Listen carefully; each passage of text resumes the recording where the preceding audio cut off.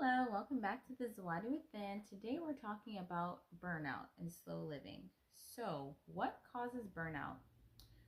One thing that I've realized for me that causes burnout is really perfectionism, having this ridiculous, unrealistic standard for myself and pushing myself further than I can go naturally. And it caused me to get stressed and burned out, and then I end up failing at things that are normally pretty easy for me. But a lot of people I've noticed also struggle from perfectionism that tends to lead to burnout and just feeling like they're not enough or feeling guilty because they're not reaching the standard that they set for themselves. So I want us to please ask ourselves, where does this come from? Where does this need for perfectionism come from? A lot of times it comes from maybe childhood. Most things come from childhood, honestly. From just feeling like we have to perform in school or perform for our parents or just be the best we can be. And ideally, yes, we want to be the best we can be. But a lot of times, us trying is already a step in the right direction. But when we're being a perfectionist, even us trying isn't good enough. We have to be perfect. And that's really a standard that no one should really have for themselves, because nothing they ever do will be good enough.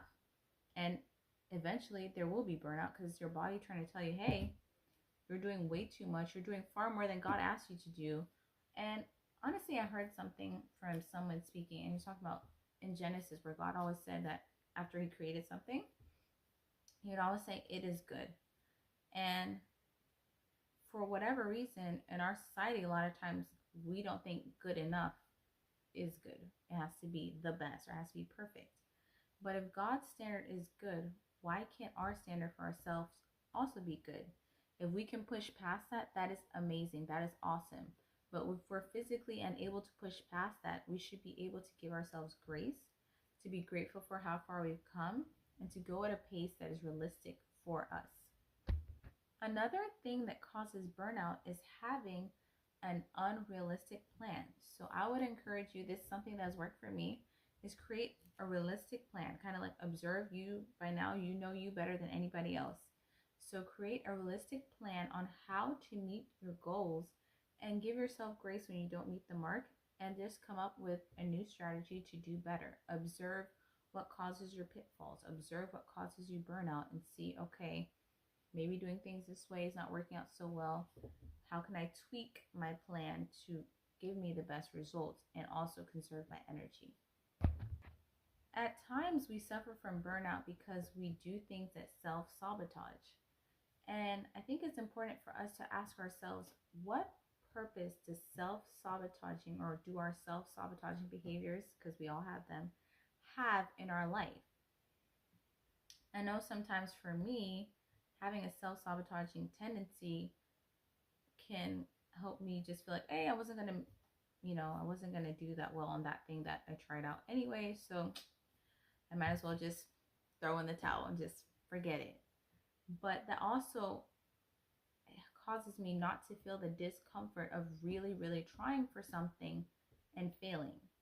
And that's one thing I've really learned recently, is just like be okay with quote unquote failing. Because I don't really believe in failing, honestly. I believe everything that we do leads us closer and closer to who we need to be. But back when I did believe in like failure being a thing, I guess we can just say like missing the mark, or not actually doing exactly what we expected to do. What helps me cope with that is knowing that, hey, I tried it, it didn't work, but I can gather information and use it as a way to reshift my focus and come up with a better plan. So I may keep doing the same thing, or may keep shooting for the same goal, but changing my approach to it. Or I might just take in information and realize, you know what, that really wasn't for me. And a lot of times we may have goals for ourselves that aren't even ours. Like we think they're ours, but we're not doing it for ourselves. We may be doing it for people we love in our lives, or we are doing it because we think that's what society expects of us. But I've really, like, now being 32 years old, there are so many things that I've really had to analyze and ask myself, am I doing this for me? Am I doing this because this is what I was told I should do? This is what I thought was something good for me to do. The light here is acting a little funny, but yeah. And just being honest with myself and saying, hey, there's certain things that I set out to do that honestly had nothing to do with me. They weren't my desires. They weren't my purpose. They're what I thought would be good for me, but they were never mine to begin with. And that's one thing that I really love about self-awareness, about journaling, about really analyzing ourselves, is that we get to see what our truest desires are. And those truest desires are things that we are born with, honestly, because when we are children, very, very young children, on a subconscious level, we know what we're meant to do. Yes, those desires and things may evolve over time, but we all have specific gifts and talents that are already there.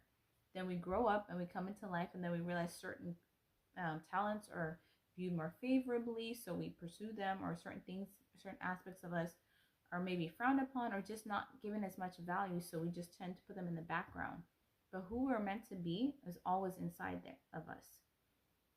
And I would like to encourage you to, spend some time journaling to see what you really want in life, where you want to go, and then create a plan, a realistic plan for how you're going to get there. And just to start with like small little micro steps, because sometimes people have these huge goals and they don't have realistic or like bite-sized steps to get there.